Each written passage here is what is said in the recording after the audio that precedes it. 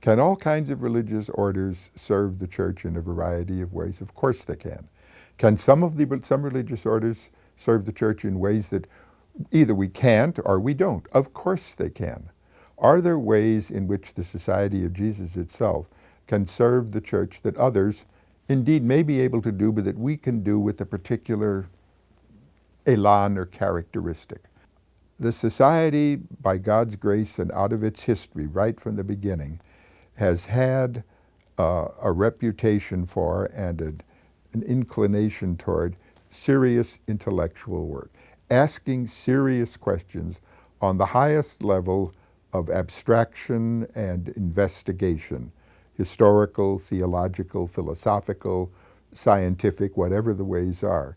We got into that by the choice that Ignatius made very early to get into schools. And by the very fact we got into schools, we had to begin in getting involved in learning that we never otherwise would have done. Most in fact, all religious orders before the Society of Jesus came along may well have had a training more or less, lengthy in theology, certainly some in philosophy, but no other religious order, right, almost from the beginning, put people into mathematics or astronomy or philology. That charism, that particular attitude, is one that I think the Society of Jesus can give to the church in a way that no other religious order can. Are there people as intelligent, as scholarly in other religious orders? Of course there are. But the society as a whole has an attitude within itself that the things of the mind are good, that it's seriously important, not only that we give answers to questions, but much more importantly, that we ask the hard questions.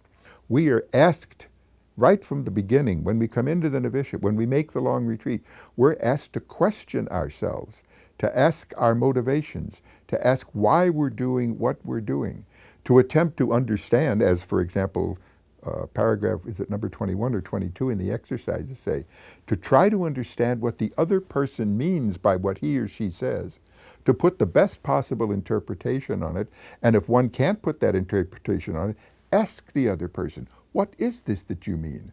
And if you don't agree, try to give the other person the reasons for which you are doing what you are doing.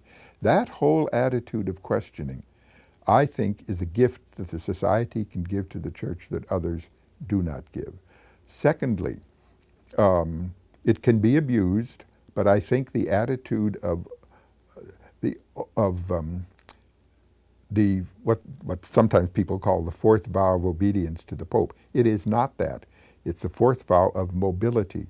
Just as the Benedictines have a vow of stability proper to them, that when they enter, they will be stably attached to and members of a particular abbey or community.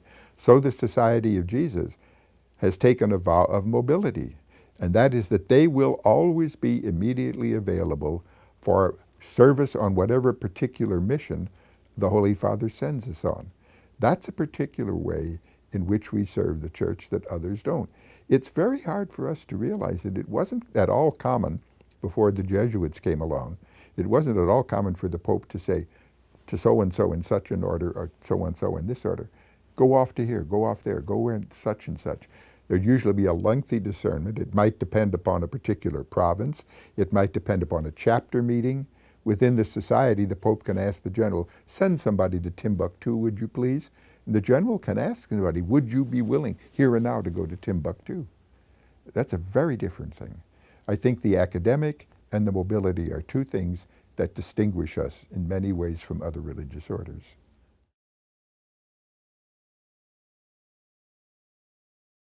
I'm Father John Padberg, and this is my calling.